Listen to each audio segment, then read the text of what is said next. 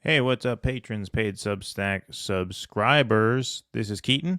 I figure we would do a little Halloween treat for the patrons. We did our top 10 dissident horror films stream last night, and it went over surprisingly well. So much so that we made reference to a previous little side project that we started called the Dissident Film Club, which was designed as sort of a sister podcast to the main show, where we do a sort of survey of political and revolutionary cinema, both past films and contemporary films, including new releases as they came out. And we have been thinking about possibly getting that going again. And given the response to last night's stream and some comments that we had on the videos last night, and even a couple of email messages that we got and some Facebook messages that we got, there seems to be some appetite for it. So I thought, why not, as a special treat for the patrons, pull an episode out of the vault from that defunct podcast. All the episodes are pulled off. Nobody can find them anywhere. But I did save them because I thought, hey, maybe I want to republish these someday. And so we recorded about a 40-minute episode about the movie The Hunt, just as it came out. And we thought that would be a great episode to play for you guys. Unfortunately, I don't have the video recording. Those are on a hard drive that kind of shit the bed. But I have the finished, polished audio that I'll play for you right now. I think this came out good. And what we might do, in fact, what we'll probably do, if we start the Dissident Film Club, it'll probably be for patrons only through the end of the year, just to sort of get it going. But here's a sneak preview of what that'll be. This is an episode we did almost 2 years ago, actually. In fact, probably over 2 years ago by this point. Our review of the very subversive political allegory slash horror slash thriller slash comedy, The Hunt.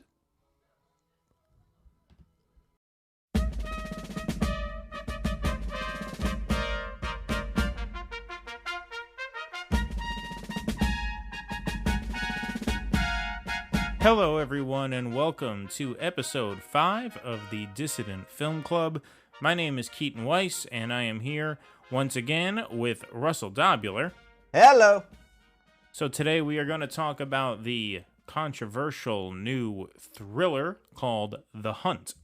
Several people have obviously heard about this movie back when it was slated to come out, and then the release was pulled. I believe the release may have even been pulled twice, because wasn't it first the objection was that it took place right after like a mass shooting and was thought to be too violent? It took place after two. It's a sad statement on these here United States that we don't think about the second one because the first one got all the press and was so relatively horrific that it was supposed to come out right after Las Vegas shooting. And then that night, there was a shooting in a bar, I can't remember which state, that killed 8 people. But everyone forgets that one. It was the same exact day.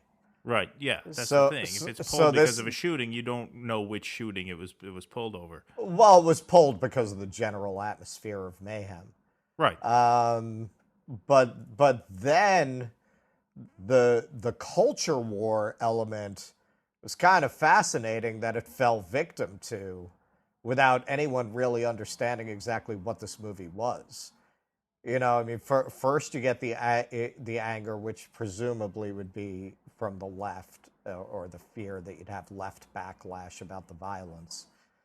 And then, you know, it's sad because I try to defend the white working class a lot, but listen, man, if anybody should have embraced this movie, that's who should have embraced this movie.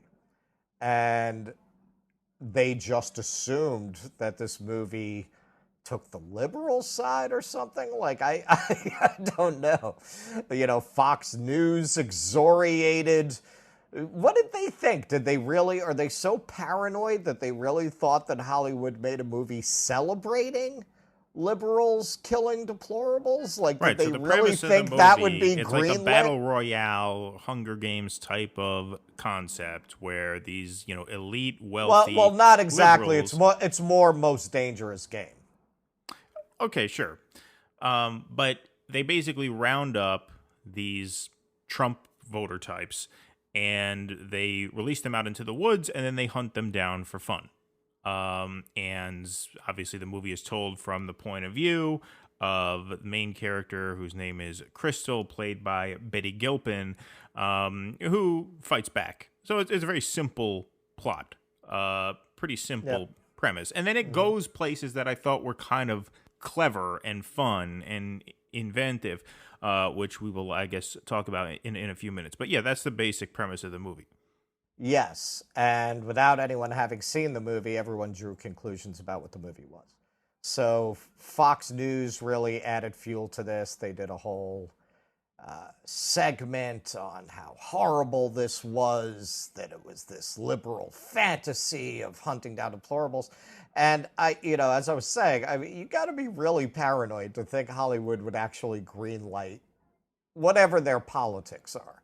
Would actually greenlight something that celebrated going after the deplorables and killing them. Like, if that were really the lens of the movie, nobody would have made that movie, man. I'm sorry.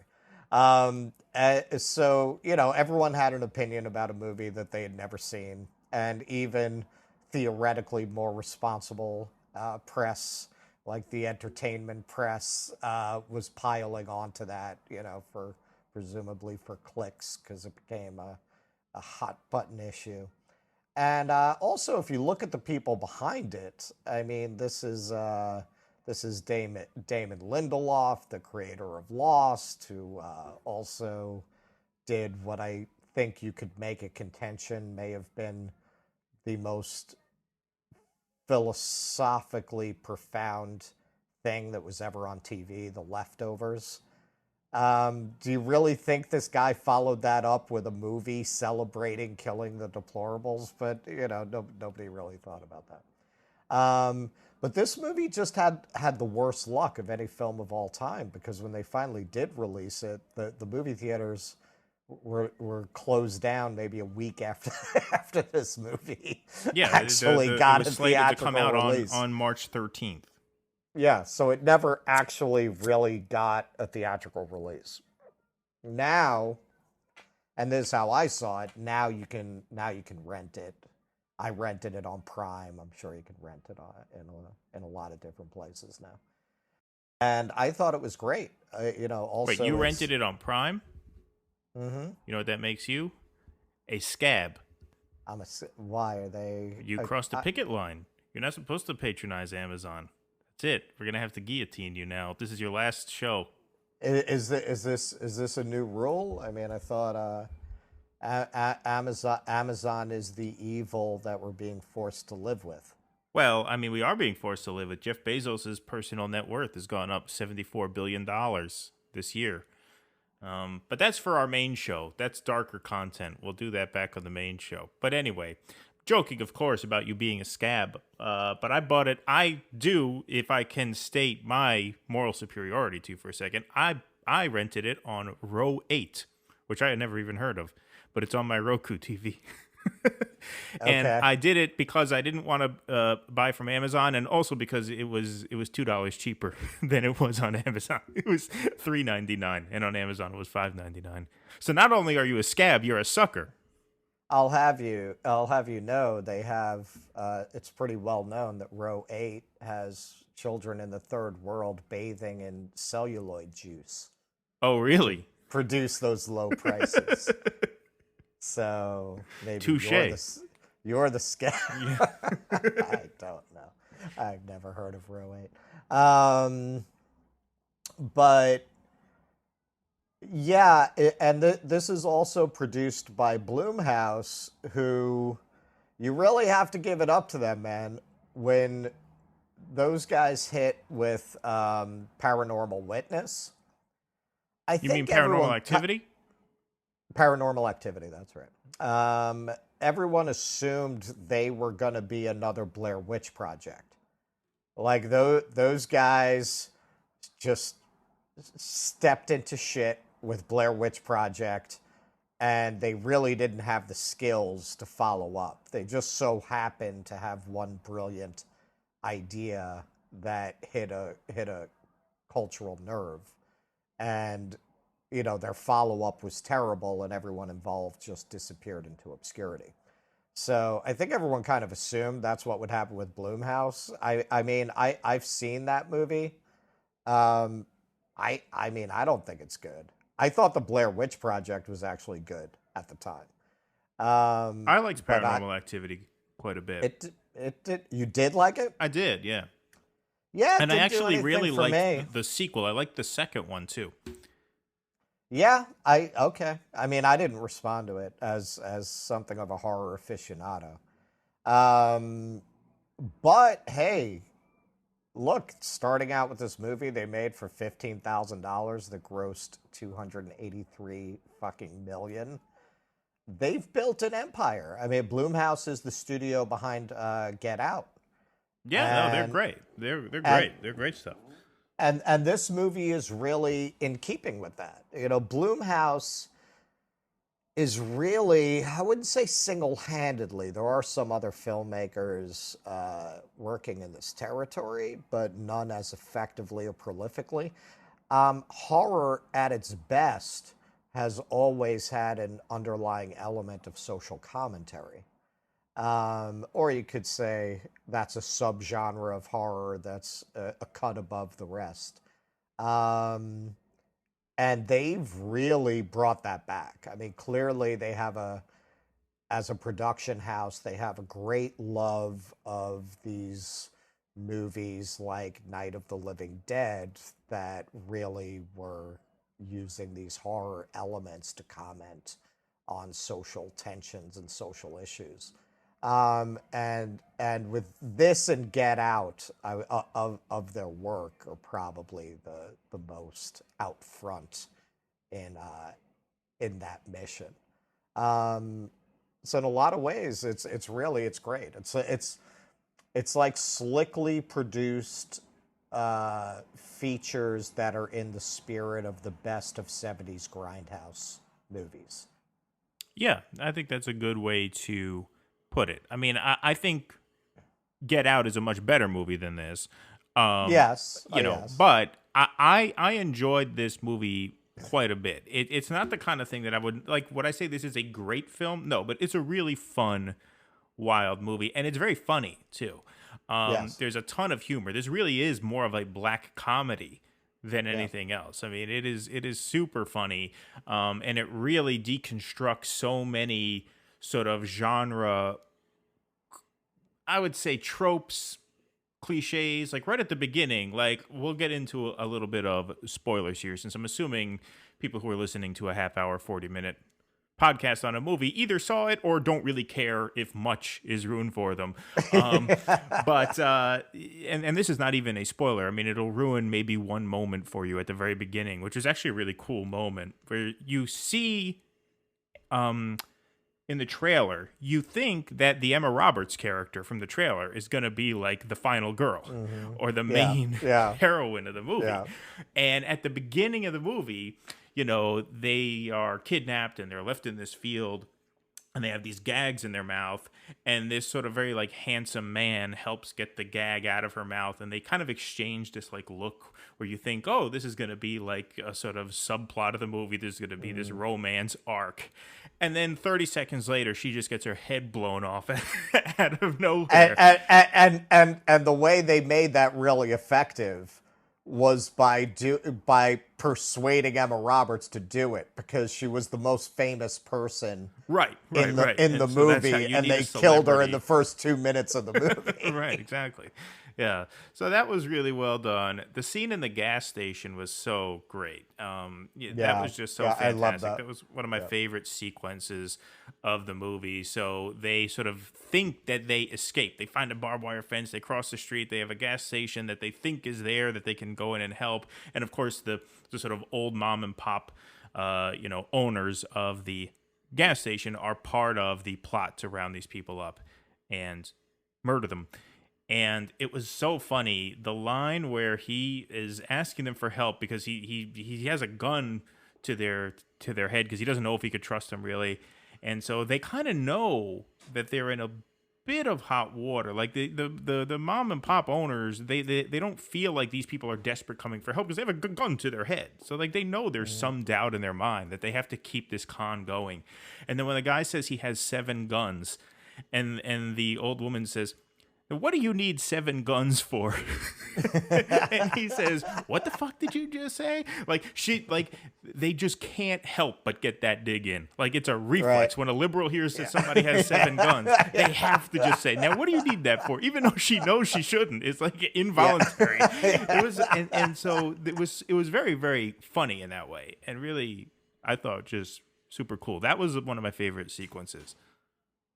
I thought it was a funny, clever movie throughout. I appreciated that it wasn't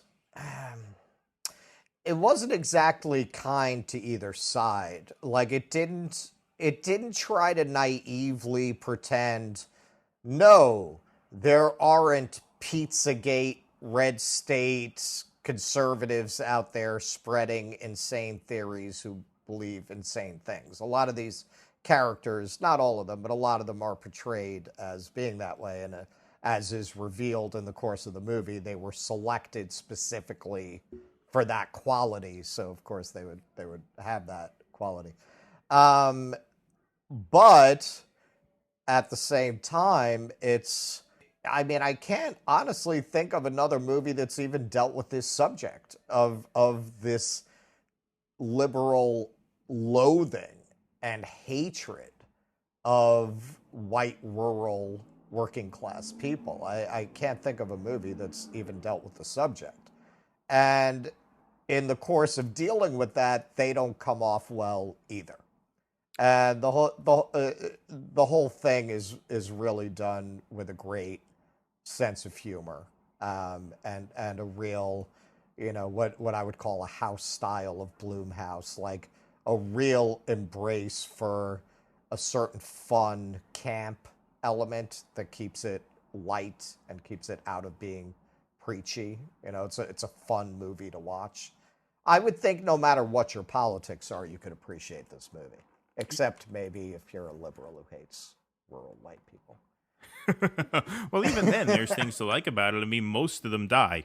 Most of the rural white people That's true. get what's coming to them, But, it's funny because you mentioned that the sort of rural white folks who were selected to be mowed down in this sort of game situation were picked out specifically because they were onto what they thought was a real conspiracy to do the very thing that ends up happening to them. This was a very clever handling of this because what they do is, so the idea is that there are these people out there who think that there is this thing called Manorgate where, rich liberals, round up these, white working class folks and bring them in and hunt them down for fun, the way, Dick Cheney shoots little birds, in the like controlled environments.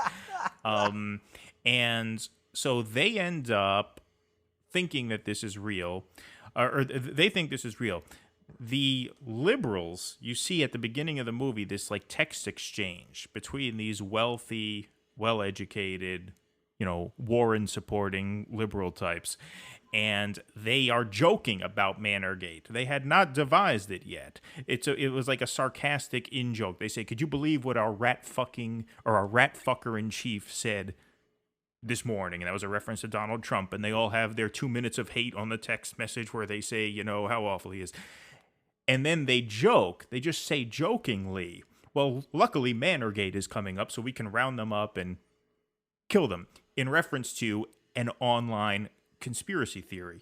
Now, of course, at that time, there was no Manorgate, but they get in trouble, right, from the companies they work for, fire them. Basically, they all get canceled. Right, they all get canceled because this exchange leaks, and they decide that in retaliation for this, they're actually going to make the conspiracy real and actually carry out this thing. So yeah, it's a B-movie sort of campy concept. But the thing that I think that symbolizes very well is that, yeah, you can call these Pizzagate people crazy and paranoid for thinking that this stuff actually exists, but they're not crazy necessarily for thinking that these liberal elites would do that to them if they thought they could, right? Like, they're not actually paranoid for thinking, like, they're not overestimating the level of hatred and contempt that is felt for them by these people in power. The difference is they don't actually proactively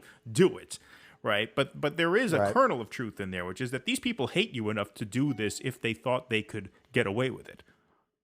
Well, this is actually my hesitation, my only hesitation about reforming the Electoral College. The Electoral College is doing what it was designed to do, to make sure that the urban population didn't wind up dominating the countryside. When I look at how liberals talk about those people, I'm afraid of what they would do if they didn't have to worry about the Electoral College. Well, that's their fantasy. That's one of the things that they were so upset about, like in the scene where name flew out of my mind. Boys Don't Cry, $1 Million Baby. Hilary Swank. Hilary Swank, thank you. It just flew out of my head for a second there. In the scene where she finds out that she is fired, which she was having a ball with that role, I thought. Oh yeah, no, she actually was quite good in it. But when she finds out that she's fired, I forget, like, her boss says something to the effect of, like, you upset a lot of people. And she's like, well, what do you mean I upsetted a lot of people? I upsetted these people, right? Right. I upsetted these people, and they hate that anything these people think matters in any way. Right. Like, I am so above being affected in any way by the way these deplorables view the world. And so, yeah, when it comes to, national popular vote versus Electoral College, yeah, it's the same thing. Like, they don't want people in Wyoming to have any control over national politics whatsoever.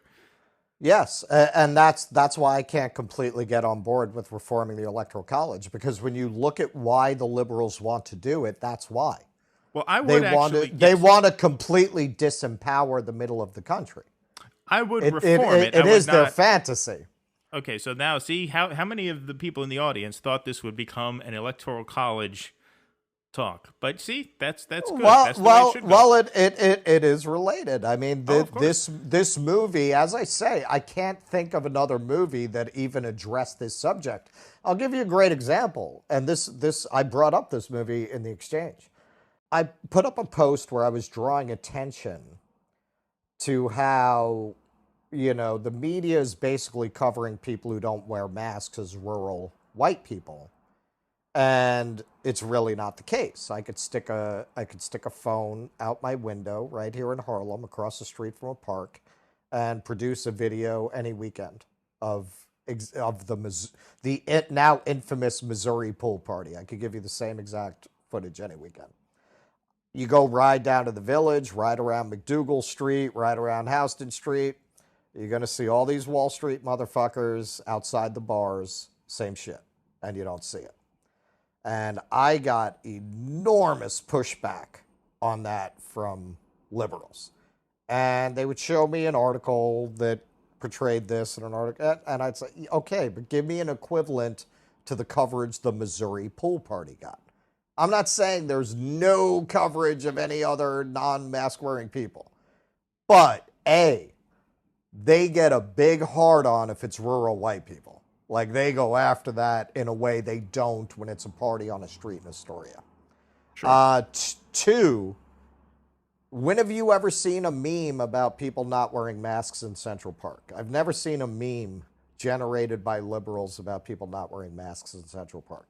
Every meme I've ever seen about people not wearing masks was a rural white person saying something stupid. Some toothless Floridian in a Wendy's cursing out the cashier because she wants them to wear a mask or something. Yeah, exactly. So it's also, something of the media's defense. They're a business. They're going to focus on what gets clicks.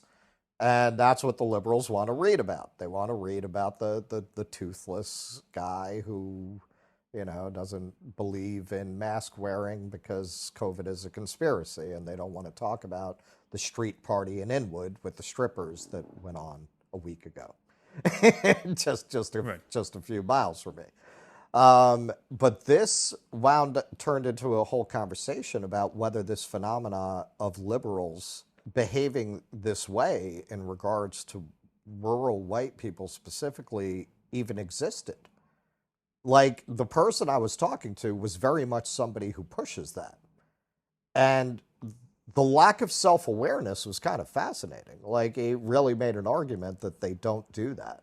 Well, this movie deals with a lot of that too. I mean, in terms of just a lack of self-awareness, like these people who are out there hunting down other people in, very over the top, almost comically brutal ways sometimes. They will then like snipe at each other, for using a wrong gender pronoun or something like that. Like, they will then try to be like, hey, like the one guy says, guys, calm down or something. And she says, guys? He's like, oh, sorry, I gendered it. Yeah. So no, the movie does well, actually, I mean, I wish this movie had gotten a real theatrical release, because with everything that happened to this movie, I mean, this movie was like fucking cursed. It's hard to gauge what the reaction to it is, because it just kind of disappeared into video on demand. Yeah, this is the kind of movie you would definitely want to watch in a crowded theater. Really anywhere. I mean, it would be interesting just as a social experiment to watch it in like New York City. It would be interesting as a social experiment to watch it in Nebraska, or like a place up here where I live, which is pretty much half and half.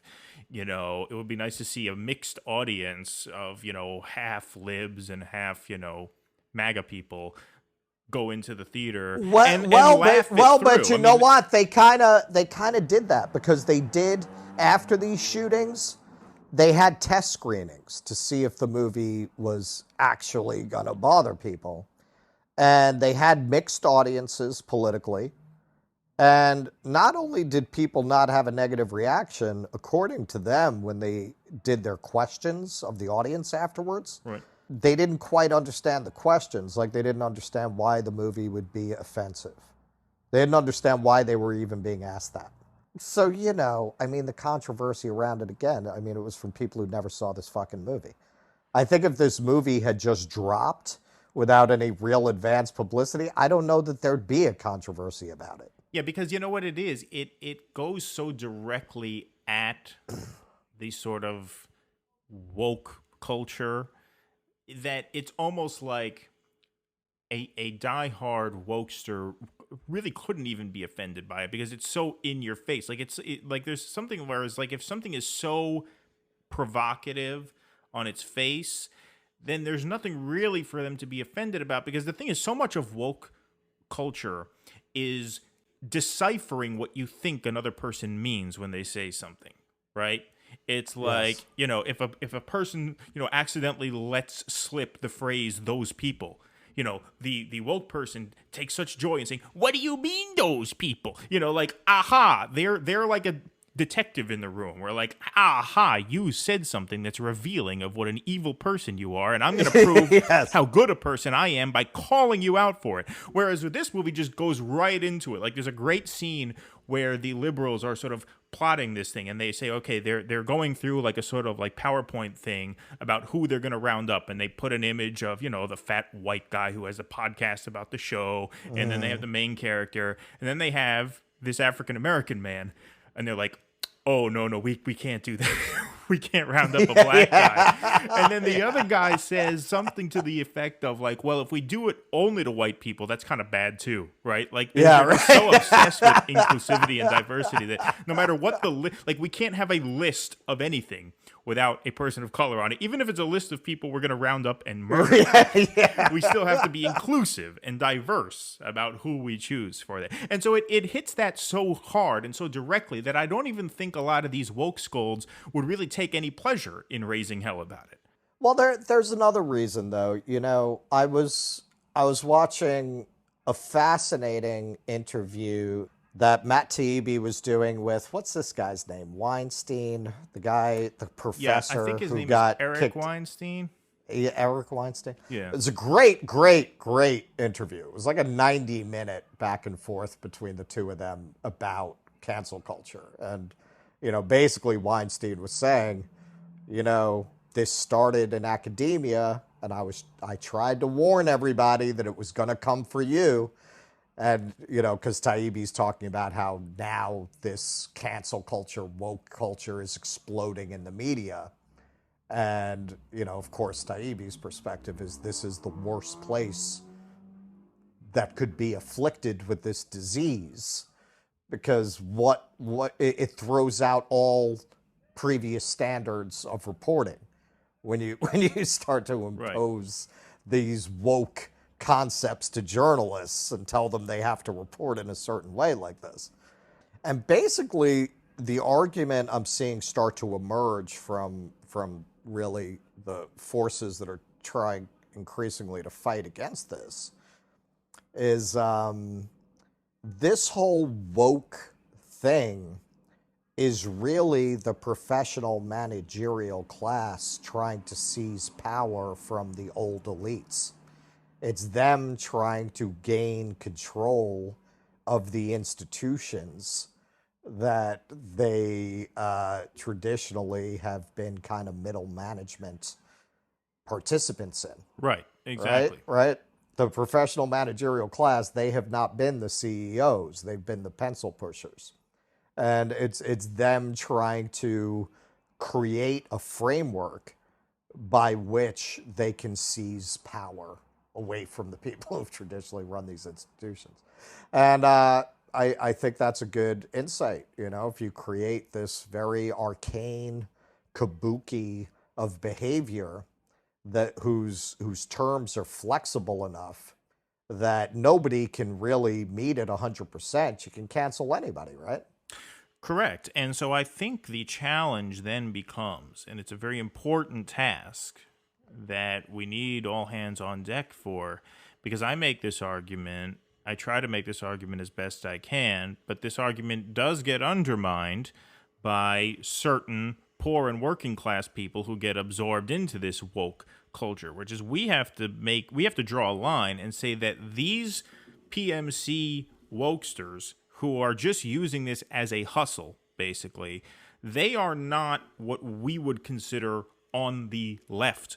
And to the extent that that the left can be linked to this, we're never going to gain power, right? Because and the sort of cruelty of that is that I don't really consider this a left phenomenon. I think it's a bizarre cultural phenomenon. And in this case, like you just said very well, this is a way for the pencil pushers to take over. There's nothing really empowering about this to actually disenfranchise people. And so that becomes a real challenge. And it's a point that, like I said, I think I've made pretty well on certain occasions, but it is undermined by certain realities that are out there. Go ahead. This is what actually, this was why I brought it up. One of the points Taibbi keeps hitting on about this movement is it's a movement unlike the previous major left movement, the 60s, 70s counterculture. It's a movement without art, music, and particularly comedy. Right. Because comedy requires dredging up things that might make us feel uncomfortable and allowing us to talk about them or connect to them collectively, right? A movement that is so obsessed with policing language and behavior cannot generate comedy. Not comedy that anyone's going to be interested in. And we see a parallel in this. Name all of the great nightclub comics of the Soviet Union. Okay, the Soviet Union produced no comedy. if you watch the movies that the Soviet Union produced, they're the most boring movies you've ever seen in your life. Well, this is the old saying that you can't have a revolution without dancing. Well, that's it. And if you do, it looks like that. So this movie, the woke people, they almost have to ignore it if they see it, because Taibbi's point was, as soon as you start really making fun of these people, and it was kind of his prayer that eventually you were going to get a genius like Richard Pryor, who was going to figure out how to do it and just be too good at it to be cancelable. And his hope is that's going to be the end of it, because this kind of movement cannot survive lampooning. It cannot survive being laughed at. Right, exactly. I mean, look, you see that on display in Hollywood itself. That's why I wrote an article way back, and I know you liked that one. It was after the Golden Globes, where Ricky Gervais roasted them, and they couldn't take a joke. That was awesome. They could not take a joke about Felicity Huffman serving 11 days of a 14-day jail sentence for defrauding her kids into some elite college, whatever it was. Like, she had to serve 11 days in jail for that. Which, what she did, you would think that would be very anti-woke, wouldn't it? Well, yeah, right. Like, exactly. Why wouldn't you be on the comedian side? Right, but you couldn't even and they couldn't take his side in that, which is why, but there needs to be a clear line drawn between what these people represent and what an actual working class, diverse left that is actually committed to the actual empowerment of disenfranchised people. Those have to be clearly separated, and we're doing our small part here. Chapo Trap House, those motherfuckers at Chapo Trap House, are doing their part here.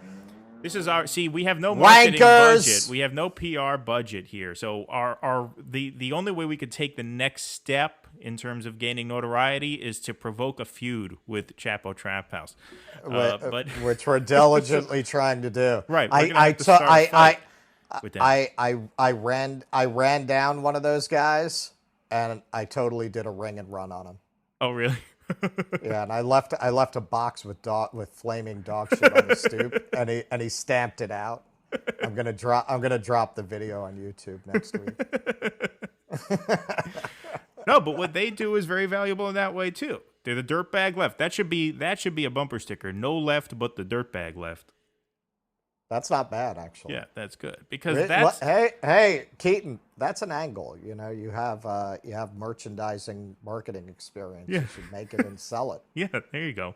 I'm serious. No, maybe we should. We have. You can sell shit on Facebook. I know they have like a shop feature or something like that. Yeah, maybe we'll do obnoxious some merch. Left merch. Yeah, that could be something. Anyway, final thoughts on The Hunt.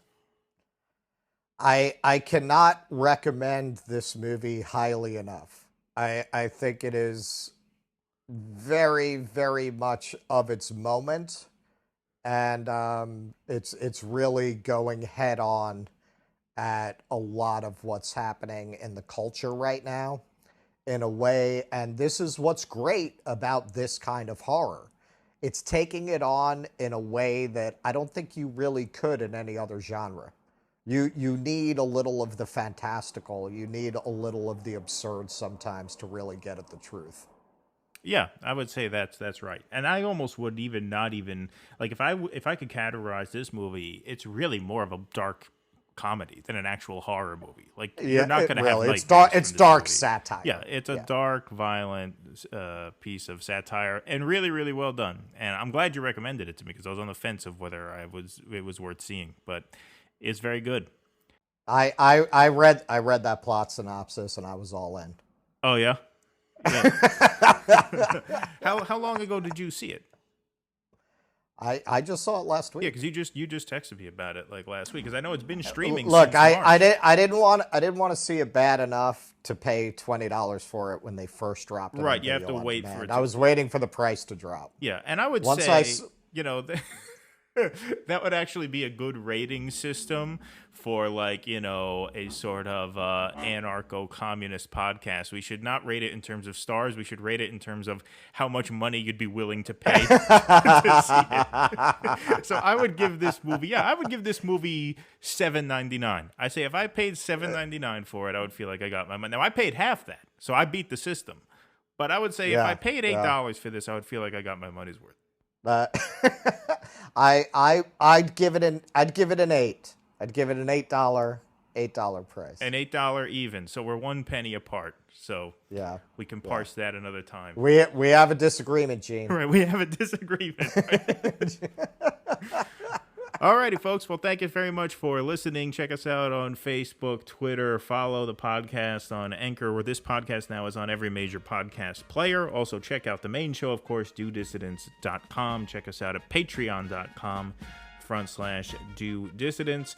Check out the blogs, the new website, and hope you guys enjoy all of our stuff. Thank you very much for listening. We'll see you next time.